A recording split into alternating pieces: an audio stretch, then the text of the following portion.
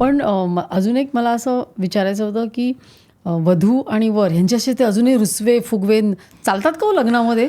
नाही आता हा एकदम चांगला प्रश्न आहे खरंच करून actually. असं कारण लग्नाचं मी तुम्हाला म्हणजे तुम्हाला असं खोटं वाटेल, मला थोडासा अभ्यास करायची सवय लागली आहे. मी आमच्या स्टाफ पण सांगतो, सर तुम्ही इतना ज़्यादा मत सोचो ना, तुम क्यों सोचते हो, ये देखते हो उधर क्या हुआ इधर क्या हुआ. मतलब ये स्टडी करना अपना पार्ट है ना, क्योंकि आगे किसके सामने बोलना है तो हमको स्टडी करना है. तर आम्ही पाहतो असे, पण मॅडम याचं प्रमाण इतकं कमी होत चाललंय ना. लोक इतके प्रोफेशनल झालेत, इतके प्रोफेशनल. मुलीसमोर तिची सासू अगदी गळ्यात हात घालून एन्जॉय करतात, मुलगा आणि त्याचे सासरा एन्जॉय करतात, हे मी पाहिलं आहे. आणि this only can possible in the destination wedding. हे घरामध्ये होत नाही. घरामध्ये खूप लोक असतात, लोकांसमोर आपण तेवढा फ्रीनेस नसतो. उलट मी तर म्हणतो की हे रुसवे फुगव्याचं प्रमाण जे आहे ना, हे इकडं कमी होतं. हो, आता इनसाईडला कदाचित काही झाले पण असतील, पण तो अजून मी 100 लग्न केले मॅडम, परंतु ह्या लग्नामध्ये मला आत्तापर्यंत तरी मला कुठलं जाणवलं नाही असं. आहेरावरनं आहेर ते संकल्पना नाहीच आहे. तुम्हाला ती मोठी एक आहेराची कल्पना सांगितली तेवढी सोडली तर कोणी आहेर करत नाही. आमच्या गावाकडं सुरुवातीला 10 रुपये म्हणजे फार पूर्वी 100 रुपयाचा आहेर, 500 रुपयाचा आहेर, 200 अशी संकल्पनाच नाही आहे. आणि यांचं सगळं काही आधी ऑलरेडी फिक्स झालेलं असतं ना. त्याच्यामुळे सगळ्यात डेस्टिनेशन वेडिंगमध्ये मुलगा आणि मुलगी हे फिक्स झालेलं असतं. म्हणजे फिक्स म्हणजे त्यांनी दोघांनी ठरवलेलंच असतं. त्यामुळे बाकीच्या लोकांना लुडबुड करायची आवश्यकताच नसते. हे बाकीच्या मॅरेजमध्ये शक्य होतं. पण आपल्याकडे अजूनही भारतात ते होतं दोन्हीकडच्या होते, परंतु ते इथं रिसॉर्टला तरी मला अजून तसा एक्सपिरियन्स नाही आलेला. इनसाईडला होत असेल. संध्याकाळी आम्ही जेव्हा आम्ही आमच्या रूममध्ये जातो त्यावेळेस त्यांच्याकडे काहीतरी होत असेल, नक्कीच होत असेल काहीतरी, परंतु शक्यतो मला तरी अजून एक्सपिरियन्स झालेला नाही तसं काही. पण आता महाराष्ट्रामध्ये ना म्हणजे आहे हळूहळू हा ट्रेंड पकडतोय ना, तर तुमच्या रिसॉर्टमध्ये एक वेगळं काय आहे की सगळ्यांनी तुमच्याकडे यावं? मॅडम बेसिकली कसं आहे की महाबळेश्वरसारख्या ठिकाणी किंवा हिल स्टेशनला खूप रिसॉर्ट असतात.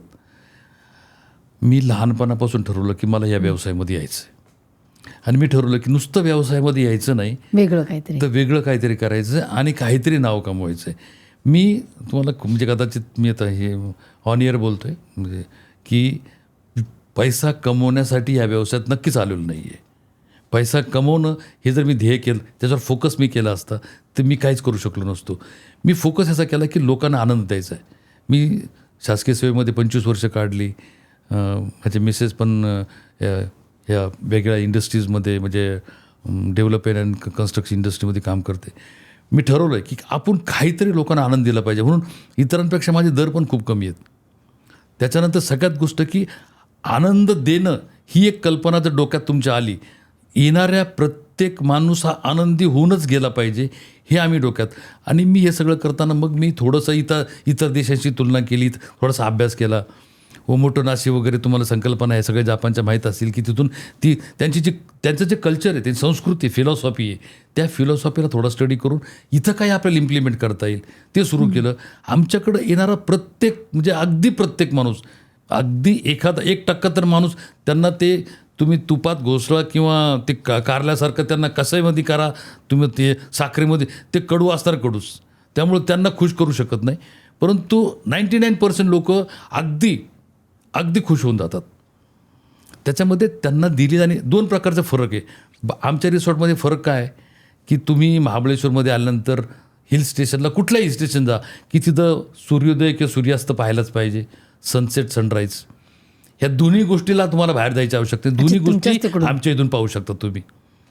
एक वेल डिझाईन्ड मोकळेपणाची, साधी परंतु मोकळेपणाची डिझायनिंग एक वेगळी संकल्पना मांडलेली आहे.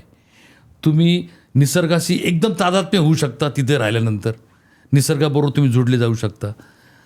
त्यात सुरक्षिततेसह, कारण काही रिसॉर्ट असे असतात की ते खूप निसर्गाजवळ पण लोकांना बाहेर जायला पण घाबरतं. तसं नाही आहे आपल्याकडे. तुम्ही आल्यानंतर कळेल, तुम्हाला आता सांगता येणार नाही, पण तुम्ही 100% सुरक्षित असता. त्याच्यानंतर तिसरी संकल्पना एक फूड कल्चर जे आहे, म्हणजे फूड संस्कृती. त्या फूड कल्चरमध्ये आम्ही व्हेजिटेरियन का ठेवतो की व्हेजिटेरियनमुळे थोडंसं माणसाची त्याला खूप तो डिस्टर्ब होत नाही आणि तो एकदम त्याला एक वेगळं फिलिंग असतं त्याच्यामुळे. तर ते फिलिंग आम्ही देतो त्याला. आणि व्हेजिटेरियनमध्ये इतके व्हेरिएशन्स आहेत ना, इतके व्हेरिएशन हे आपल्याला माहीत नसतात. ते व्हेरिएशन दिल्यानंतर तो माणूस पण खुश होतो. आणि सगळ्यात महत्त्वाचे जो दृश्य स्वरूपात न दिसणारा जो भाग आहे, एक दृश्य स्वरूप म्हणजे दृश्य स्वरूपातला भाग जो आहे की बिल्डिंग कन्स्ट्रक्शन म्हणा किंवा इलिव्हेशन्स म्हणा किंवा मग तिकडे सगळ्या ॲम्युनिटीज ह्या दृश्य स्वरूपात, अदृश्य स्वरूपामध्ये आम्ही खूप फोकस केलेलं आहे की लोकांनी, आमच्या स्टाफनी लोकांबरोबर जे वागणं आहे त्यातून आनंदच निर्माण झाला पाहिजे. जरी ग्राहक किंवा जरी पाहुणा चुकला तरी आमचा माणूस चुकणार नाही.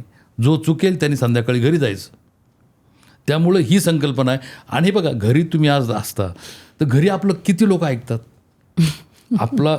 घरी आपलं कोणीच ऐकत नाही. मग खूप लोक तर नाही, मैं घर में मेरे को सब मानते, कुछ नाही. घरी कोणी कोणाला मानत नाही. परंतु आमच्या हॉटेलमध्ये आल्यानंतर तुमच्याकडं 5 लोक तुमची प्रत्येक गोष्ट मानायला तयार असतात. तुम्ही सांगितलेली प्रत्येक गोष्ट ऐकायला.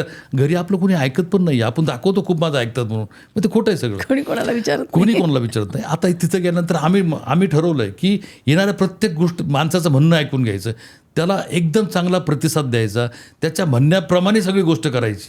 का आनंद होतो ना, माणूस का आनंदी होणार नाही. तर ही संकल्पना आम्ही घेतलेली आहे म्हणून. आणि आम्ही सगळ्यात मोठं ना समरस होऊन काम करतो. मी माझा स्टाफ जो आहे ना, रिक्रुटमेंटच्या वेळेस मी खूप स्ट्रिक्ट असतो. लोक म्हणतात सर तुम्ही इतना बहुत देखते हो.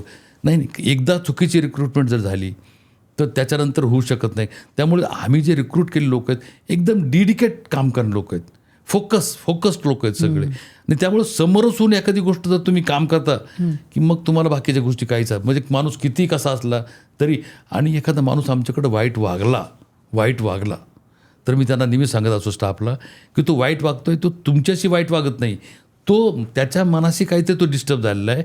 आणि त्याची डिस्टर्बन्सी जर आपण जर नाही त्याला प्रतिसाद दिला आणि आपण त्याला त्या अनुषंगाने त्याला प्रतिसाद देऊन ते फाइंड आउट करायचा प्रयत्न नाही केला तर कोणीच करणार नाही. तो चिडतच राहणार.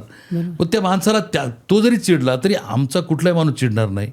किंवा त्यांनी काही केलं समजा तर त्याच्या पद्धतीने आम्ही त्याला बिहेव जर केलं तर जाताना तो गॅरंटेड सांगतो की अत्यंत अगदी कटकट करणारा माणूस देखील सांगतो मला मजा आली सर, बस. याच्यातच आम्ही सगळं मिळवलं. आणि हाच डिफरन्स बेसिकली इतर रिसॉर्टमध्ये. कारण इतर रिसॉर्टचे असतात लोक आमच्यापेक्षा खूप मोठमोठे, आता ब्रँडेड नाव तर मी तुम्हाला सांगत, त्यांच्या भारतात परदेशात पण शाखा आहेत. आमची कुठे शाखा नाही अजून. पण आम्ही हे ठरवलं आहे की आम्हाला त्यांच्यापेक्षा पुढं जायचं असेल तर काही वेगळं केलं पाहिजे. वेगळं जर दिलं नाही तर सर्वसामान्य हॉटेलमध्ये तुम्ही फक्त हॉटेल चालवणाऱ्याच्या पलीकडं काही नाही आहे. एक वेगळा एक्सपिरियन्स आहे. आणि तो एक्सपिरियन्स कसा आहे की तो तुम्हाला जाणवतो, तर तो तिथं आल्यानंतर तुम्हाला कळणार की व्हॉट इज द डिफरन्स. सांगणं खूप डिफिकल्ट आहे. मी थोडक्या शब्दात सांगायचा प्रयत्न केला. मला एक कळतंय की तुमची ती पॅशन आहे आणि एवढं तुम्ही बाकीचं काम केल्यानंतर तुम्ही सुरू करून त्या पॅशननी तुम्ही करताय म्हणून त्याचा रिझल्ट आहे. Passion perfect. ते पॅशनशिवाय काहीच नाही. पॅशनशिवाय तुम्हाला परफेक्शन येतच नाही. बरोबर. ही क्लिप शेवटपर्यंत बघितल्याबद्दल खूप खूप धन्यवाद. संपूर्ण एपिसोड बघण्यासाठी खाली दिलेल्या लिंकवर क्लिक करा आणि सर्व काही चॅनलला सबस्क्राईब करायला विसरू नका.